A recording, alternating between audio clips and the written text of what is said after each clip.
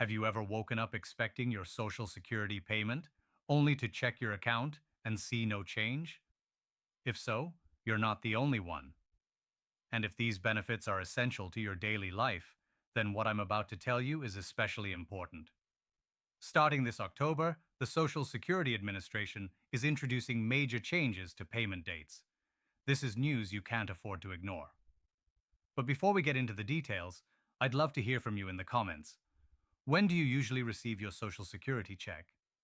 And have you ever experienced a delay that left you stressed or uncertain? Also, if you want to stay updated on every change that could affect your benefits, make sure to subscribe and hit the notification bell. I'll be bringing you regular updates, and you won't want to miss them. So, let's begin with the obvious question. Why is the SSA changing the schedule in the first place? The answer is efficiency and modernization. The current payment system dates back decades, built in a time when paper checks dominated and electronic payments were hardly imaginable. But the world has changed, and the system needs to change with it. Think about it. When was the last time you got a Social Security check in the mail? For years, the SSA has been pushing electronic payments, and this new calendar is simply part of their broader digital upgrade. Now, before you worry, let me clear up a big concern. The amount of your benefit isn't changing. Only the timing of when you'll receive it will be different. Here's how it currently works. If your birthday falls between the 1st and 10th, you're paid on the second Wednesday of the month. If it's between the 11th and 20th, payments arrive on the third Wednesday. And for those born between the 21st and the end of the month, payments come on the fourth Wednesday. But starting this October, that system will be replaced. Instead of spacing payments across the month, the SSA will move to a 5-day schedule, Monday through Friday, during the first week of each month. Here's the twist. Your pay date will no longer be based on your birth date. Instead, it will be determined by the last digit of your Social Security number. Here's the breakdown. If your number ends in 0 or 1, you'll be paid on the first Monday. A 2 or 3 means Tuesday. 4 or 5 means Wednesday. 6 or 7 means Thursday. And if your number ends in 8 or 9, your payment will come on Friday. Simple, right? And if a federal holiday falls on your payment day, don't worry. You'll get it the next business day. So what does this look like in practice? Let's say you've been receiving your payment on the second Wednesday each month, but your Social Security number ends in 8.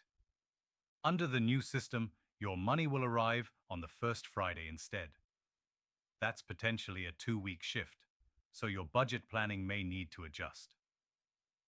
To make sure this transition doesn't catch anyone off guard, the SSA will roll it out gradually.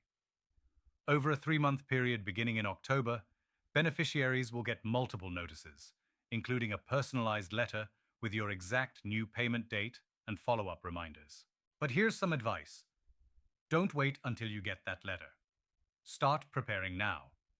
Look at your budget and plan for the possibility that your payment could come earlier or later than usual. Now, what about SSI recipients? Good news, your schedule isn't changing. SSI will still be paid on the first of the month. If that day falls on a weekend or holiday, you'll receive it on the last business day of the prior month. One of the most common questions I hear is about automatic bill payments. If your rent, utilities, or other bills are on autopay, you'll need to check whether the dates line up with your new Social Security payment. This might mean moving some payments around. My suggestion?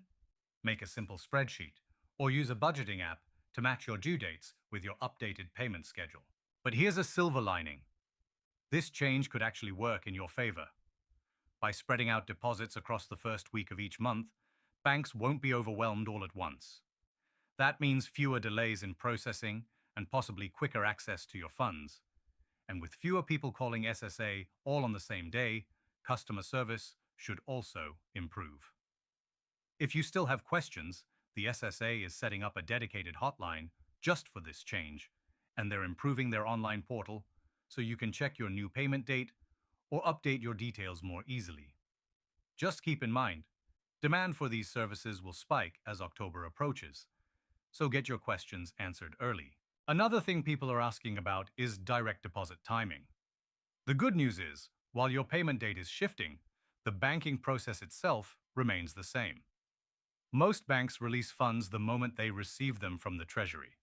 That said, smaller banks or credit unions might have different policies, so it's a good idea to ask your institution directly. So, how can you prepare right now? First, if possible, build a small cushion in your account. Even a couple $100s can help ease the transition. Second, write down all your bills and their due dates so you can spot which ones may need adjusting once your new payment date kicks in. And here's something that might put your mind at ease.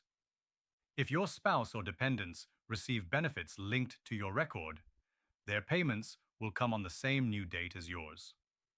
This will actually simplify things for many families who are used to managing multiple payment days. But what if something goes wrong and your money doesn't arrive?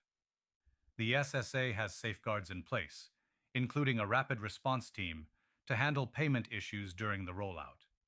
The key is to act quickly. Don't just wait it out if your deposit doesn't show up. Report it right away. It's also worth noting that this shift is part of a bigger modernization effort. The SSA isn't just tinkering with payment dates, they're overhauling the entire system. That means more improvements could be on the horizon, from faster benefit applications to better online tools. During the first few months of the transition, it's extra important to keep records. Save your bank statements, take screenshots of your deposits, and hold on to every notice you receive. These records could be invaluable if there's a problem. Now, I know some of you may be wondering, can you opt out and keep your old payment date? Unfortunately, no. Everyone will be moved to the new schedule. But many banks are stepping up with special support services to help Social Security recipients adjust their automatic bill pay and budgeting. So what happens after the transition? Once everything settles, the new system should actually make things easier. With payments concentrated in the first week of the month, budgeting becomes more predictable.